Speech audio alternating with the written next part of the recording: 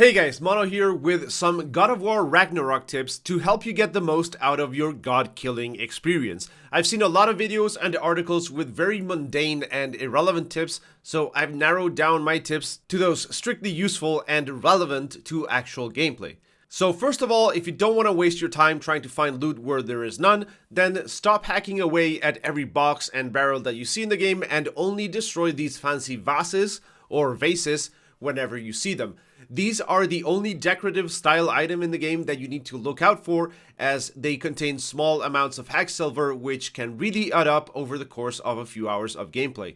Some boxes can contain items, but you will see the glow from those pickups through the boxes, so it's going to be pretty obvious when that's the case.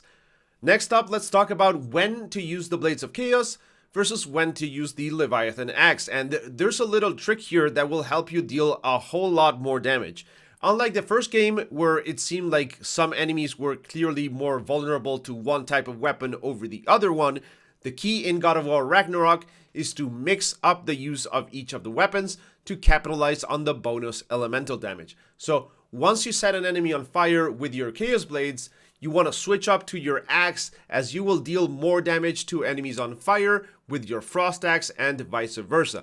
A great way of quickly enabling this is to get your axe and just do the R2 throw to impale an enemy, instantly freezing them, and then switching up to your blades for that bonus elemental damage. Make sure you pick up the proper skill in both skill trees though, as the additional damage is quite significant, but you do have to be relatively quick at getting to that enemy and hitting him, because neither the burn nor the frost effects last for very long. However, that said, the blades are more effective at dealing with multiple enemies at once given the nature of their attacks, especially enemies like these small rat-like wretches, while the Leviathan Axe has attacks that are often more suited to single targets. Another big difference in terms of combat style comes down to your pick of shield. Early on in the beginning of the game, you're given the choice of picking up one of two shields, either the Dauntless or the Stone Wall. The biggest difference between them is how they react to yellow attacks. Both of them can block any number of regular attacks, so you can just keep your Dauntless shield up if you want, but if you get hit by a yellow attack, that will instantly break your guard, leaving you open for more damage. You can parry those attacks though, and that's the whole point of this shield. Once you parry enough attacks or a single yellow attack, the shield will glow red, and you'll be able to double tap L1 to hit enemies really hard with the shield, sending them flying across the room and dealing a massive amount of stun damage. Stun damage will allow you to trigger those R3 finisher moves, which means the Dauntless shield, when used correctly, will have you deleting enemies really fast. It can be annoying sometimes when you send someone flying away so far that you can't really follow up with any more attacks, but if you can knock someone against a wall, then that will deal even more stun damage, enabling you for a quick R3 kill. The Stone Wall, on the other hand, can straight up tank through any attack, regular or yellow, unless it's fully charged up. At that point, it will no longer withstand the yellow attacks and the guard will break. Getting hit charges up the shield for an AoE ground slam attack that kicks enemies up in the air. Now, most of the combat encounters in this game feature multiple enemies, so being able to hit them all at once while also canceling their attacks and propping them up in the air for some follow-up hits is extremely useful. However, I've tried using this with the Risen Armor, which is supposed to have you deal additional stun damage to enemies in the air, but it doesn't really seem to synergize much at all. Maybe some other armor sets can synergize with this better, but in the early game, it seems like the Dauntless Shield just allows you to kill enemies a whole lot faster. The big drawback, of course, is that you need to be able to parry or evade the yellow attacks when using the Dauntless Shield, and that can be a huge problem if you have lots of enemies spamming attacks constantly.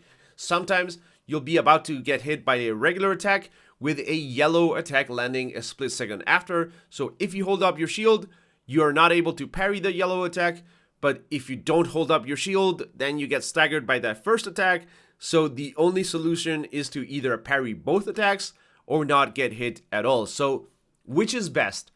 Personally, I found the Stone Wall to make surviving fights a lot easier while the Dauntless Shield is all about dealing lots of damage as quickly as possible. So the good news is that whatever you pick, you will still be able to craft the other shield shortly after, so you don't have to worry about it too much. Switching to the shield wall can be super useful if you find yourself taking too many hits from enemies spamming those yellow attacks.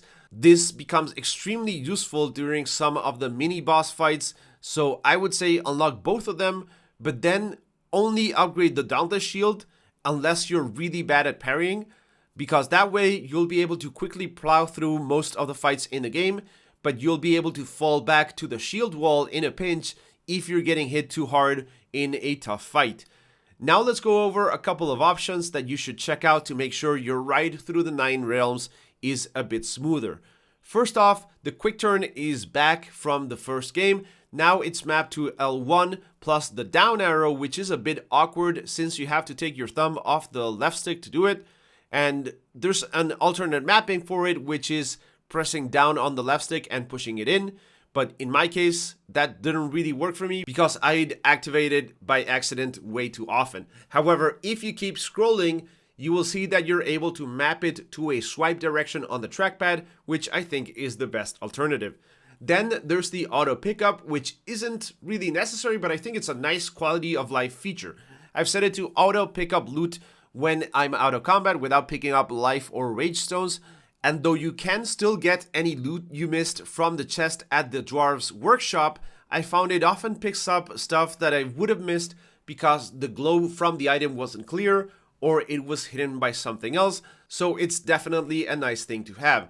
You can also change the tapping prompts from the QuickTime events to hold, which I always find to be way better as tapping can lead to more wear on your controller. And lastly, you can level up your skills early on by going into the training area in Niflheim.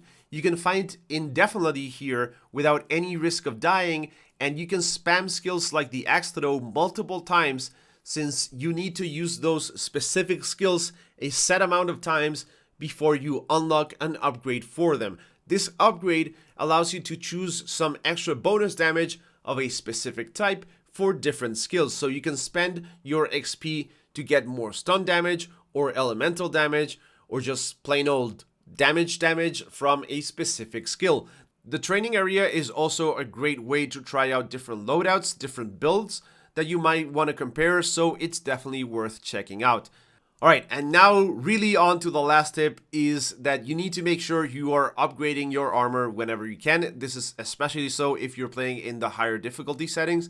You'll start dying to as little as 3 or 4 hits early on if you don't upgrade your armor. So even if you're not sure which armor you want to commit to, it's better to just spend the upgrade materials to get those better stats than it is to just waste time dying repeatedly. You will get better armor later on, so just don't worry too much about it. However, make sure you check out what perks are unlocked when you upgrade a piece of equipment by checking out the different upgrade levels. Some armor pieces have no perks active at level 1 or even level 2, so you might think they have no benefit at all when in fact they do, but it just gets activated in a later upgrade. Also, upgrade wrists and waist armor before chest pieces as you need less resources for each of them, and upgrading both of those will provide better numerical stats than just upgrading the chest piece. Alright guys, that's going to be it for now. Make sure to share any tips that you might have down in the comment section for other players to see.